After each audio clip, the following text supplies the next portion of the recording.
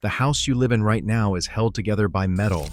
Thousands of nails, screws, brackets, and bolts, all of it manufactured, shipped, and driven into place by someone who needed a supply chain to do it. And if one system fails, the whole thing becomes fragile in ways you can't see. But 380 years ago, Finnish settlers on the banks of the Delaware River built a cabin with nothing but logs, an axe, and the knowledge of a notch. No nails, no hardware, no factory. That cabin is still standing today in Gibbstown, New Jersey, with nearly every original log intact. Meanwhile, the average modern stick frame home is considered structurally aged at 100 years. So here's the question nobody in the construction industry wants you to ask. What did they know that we abandoned, and why? Picture this. It is 1638. Two ships, the Kalmar Nyckel and the Fogel Grip, have just landed on the Delaware shore. The Finnish settlers stepping off that dock are not engineers with blueprints. They have no hardware store, no lumber yard, no nail supply. They have axes, an understanding of wood, and a technique perfected over 3,000 years in the forests of Northern Europe. Within days, they are building walls, not rough, temporary walls that will stand for centuries. They choose their trees with intention, reading the grain, the density, the natural shape of each log. They fell them, trim them, haul them. Then, this is the part most people have never seen. They carve. At every corner where two logs meet, they cut a precise geometric shape into the wood itself. A saddle, a dovetail, a V. And when that log drops into place over the one below, something remarkable happens. The weight of the log locks itself into position. Gravity becomes the fastener. The heavier the wall grows, the tighter every joint becomes. These settlers were not building primitive shelters. They were building compression machines. And the question that should be burning in your mind right now is this: what changed? Why did we stop? Before we go deeper, drop a comment right now and tell me, have you ever seen a notch cabin in person? Maybe in the Smokies, maybe at a living history site, maybe tucked into a hillside you drove past and forgot. What you are about to discover will completely change how you see every building you have ever walked into. Walk through a modern new build today and look at what it actually is. 2x4, lumber, typically pine, spaced 16 inches apart, connected by nails driven at angles through the wood. The framing is covered inside by drywall. Gypsum, sandwiched between paper, held up by more nails and screws. Outside, it is wrapped in engineered plywood, then a moisture barrier, then vinyl siding or fiber cement board, synthetic materials glued, nailed, and caulked into position. The whole structure depends on the integrity of each individual fastener. When a nail corrodes, the connection weakens. When wood swells from moisture and then dries out repeatedly, nails loosen. Engineers call it nail fatigue. The structure does not improve with time. It degrades. It fights the natural behavior of the wood around it and loses slowly, silently, invisibly. Now contrast that against what a notched log wall actually is. Logs stacked horizontally, each one notched at both ends to interlock with the logs running perpendicular to it. No metal, no glue, no engineered composite. The structure is the insulation, the exterior finish, the interior wall, and the load-bearing frame all at once. And here is the part that should make you genuinely angry. Modern housing construction is not better because it is stronger. It is dominant because it is cheaper to build using unskilled labor. Someone made that trade on your behalf and never told you. Here is where the villain of this story steps in, and it is not a person. It is a machine and a timestamp. In 1795, a man named Jacob Perkins patented a nail-making machine capable of producing 10,000 nails per day. Before that, nails were hand-forged, rare, expensive, and valuable enough that frontier settlers reportedly burned abandoned cabins just to sift the ashes for the hardware. After Perkins, nails became cheap, And cheap nails enabled something called balloon framing, developed around 1832 in Chicago. Balloon framing replaced the centuries-old tradition of heavy timber joinery with light, standardized lumber connected by those cheap nails, and it could be assembled by unskilled workers in a fraction of the time. Sawmills mass-producing standardized 2x4s appeared at the same moment, and the expanding railroad network distributed that lumber everywhere. Suddenly, the log cabin, a structure requiring real skill, local timber knowledge, and hand-fitted joinery, was competing against a product that any laborer could be trained to assemble in days. The log cabin did not lose because it failed. It lost because it was slow, and slow does not survive industrial economics. The modern housing industry was not designed around your structural needs. It was designed around speed, scale, and mission. You did not choose this. The system chose it for you, built your town with it, and then called it progress. So let us go back to the notch itself, because this is where the real education begins, and the science here is genuinely fascinating. The core insight of notch cabin construction is this: a properly designed notch does not just hold two logs together, it converts the weight of every log stacked above it into a tightening force on the joint below. Think of it like a wedge driven into a crack. The harder you push down, the more it locks. Structural engineers call the mechanism gravitational compression, working in tandem with friction between logs. Wood on wood, with a friction coefficient of roughly 0.25 to 0.5, creates enormous lateral resistance once you stack 8 or 10 courses of heavy logs above it.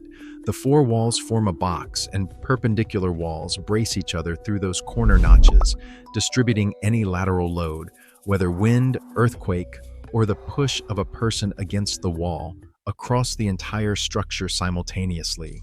This is why, in a seismic testing of a 2-story log home, researchers found good performance up to 0.5 g of acceleration with no major damage. The notches did not resist the earthquake. They absorbed it, distributed it, and dissipated it. Structural engineer Tom Haney concluded that log joinery actually helps dissipate seismic energy, something no nail can do. But not all notches are equal. This is where frontier builders revealed their deepest sophistication and where the story gets genuinely remarkable. The saddle notch is the oldest and most universal design, a semicircular scoop carved into the underside of each log that cups over the rounded surface of the log below. Simple in concept, powerful in practice. Its modern descendant, the compression-fit saddle notch, reinvented from an ancient Norwegian technique by Canadian builder Del Radomski, takes the design further. Its sides are cut at approximately 45-degree angles, so that as the log dries and shrinks in diameter over time, the geometry of the notch forces the log to settle deeper and tighter into position. It is a shrink-to-fit design. The joint is stronger at 5 years than it was at 1, stronger still at 20. The cabin does not age, it sets. Here it gets even more interesting. The full dovetail notch is a trapezoidal wedge shape that interlocks with an inverse cut in the log below, and craftsmen worldwide consider it the greatest tensile strength of any notch type. Here is why. The wider face of the trapezoid faces outward. Gravity pulls the log downward, and downward means inward toward the center of the wall. The geometry physically prevents the wider end from pulling back through the narrower opening. The log cannot lift out. It cannot slide. There is no direction for it to go except deeper into the lock. An experienced builder with a plywood jig can cut a dovetail notch in 4 to 5 minutes. The result is a joint that requires a crowbar and real effort to disassemble, which is exactly how a structure should behave. The V-notch, also called the steeple notch, was perhaps the most common in early American log cabins, particularly in the Pennsylvania German tradition. 2 angled planes meet at a peak, shedding water along the slope naturally and providing good lateral resistance through the angular faces pressing against each other.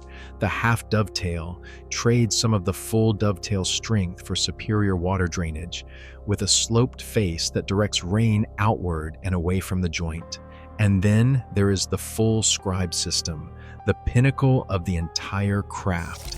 Here, a V-shaped groove is cut not just at the corners, but running the entire length of the underside of each log, shaped precisely to match the contour of the log sitting below it. No chinking needed, no gap to fill. The logs nest against each other in a continuous air-sealing embrace, and the corner notches, typically compression-fit saddle notches, complete the assembly into walls that are simultaneously structure, insulation, exterior cladding, and interior surface. A full scribe log home built by a master craftsman is arguably the most materially efficient shelter system humans have ever developed. One material, one tool, zero fasteners, complete shelter. If you are finding this valuable, take a second and hit the like button, because we are just getting to the part that the construction industry definitely does not teach in trade school. Now let us talk about nails specifically, because this is the point that surprises almost everyone. Nails are not just unnecessary in a log cabin. In a traditional notched log wall, nails would be actively destructive. Here is why. Green logs, freshly cut timber, contain significant moisture. As that wood dries over the first 1 to 2 years after construction, it shrinks. Not along its length, wood barely moves lengthwise, but in diameter. It shrinks across the grain by 6 to 8%. That means an 8-foot wall of stacked green logs can settle downward by as much as 4 to 6 inches during the curing process. In a notched log system, this settling is not a problem. It is the mechanism. Every log settles deeper into its notch. Every joint tightens, and the wall ends up denser and stronger than it was when first raised. The National Park Service, in its preservation brief on historic log buildings, specifically notes that iron nails were not used in log cabin walls, precisely because settling would pull nails out of alignment and undermine structural integrity. Drive a rigid metal fastener into a wall designed to move deliberately downward, and you are creating stress concentrations, rigid points fighting the natural behavior of the wood that will eventually split logs, loosen connections, and compromise the very joints you intended to reinforce. On the frontier, nails were also scarce and expensive enough that settlers reportedly burned abandoned cabins to recover them from the ash. The absence of nails was not a limitation, it was the design. So where do you go from here? Because knowing all of this means nothing unless it gives you something to do. Option 1, and the easiest, visit a notch cabin in person and see it with educated eyes. The Great Smoky Mountains National Park preserves roughly 90 historic log structures, the largest collection in the United States, including the John Oliver cabin from the 1820s and an entire preserved settlement in Cades Cove. Walk up to a corner joint. Look at how the logs interlock. Press your hand into the wood and understand that what you are feeling has been standing without a single nail for nearly 200 years. The experience of seeing the system in person changes how you think about construction permanently. The National Park Service makes it free to walk among these structures and examine them up close. Option 2, intermediate and increasingly accessible. Study the notch types in enough depth to recognize and evaluate them. Get on the International Log Builders Association website at logassociation.org. They maintain a member directory of certified handcrafters across North America and internationally, with builders who still work exclusively in traditional notch-only methods. If you are in a position to build or restore any structure, these are the people whose knowledge represents a direct, unbroken line back to the Finnish settlers on the Delaware. For those who want to learn hands-on, institutions like the Pat Wolf Log Building School in Lanark, Ontario, operating since 1975, and the Great Lakes School of Log Building in northern Minnesota offer courses ranging from intensive weekends to multi-week programs teaching full scribe construction from scratch. The craft is learnable. It is being passed on deliberately by people who understand what is at stake. Option 3, the minimum available to you right now with no cost. The next time you are in any old building, a barn, a rural structure, a preserved historical site, look at the corners. If you see logs interlocking with a geometric cut, you are looking at a notch type. Ask yourself which one: saddle, dovetail, V. Can you see water drainage designed into the angle of the cut? Can you see how the weight of the upper logs presses the joint tighter? Once you can read a notch, you understand something about physics and materials that most architects working today were never taught. The Finnish and Swedish settlers who stepped off those ships in 1638 were not primitive builders. They were the product of 3,000 years of accumulated knowledge about how wood moves, how gravity works, and how a structure can be made to improve itself simply by existing. They were engineers without equations, craftsmen without factories, and the buildings they left behind are still standing, while the ones we replace them with do not last long enough to become history. The knowledge was not lost. It was traded away for cheaper nails and faster timelines, and the world we were handed is the consequence. We are digging up the building techniques, the materials knowledge, and the construction wisdom that the modern industry left behind. Subscribe if you want to keep following that work, and tell us in the comments what forgotten craft or structure you want us to investigate next. There is a lot more that was buried, and we are just getting started.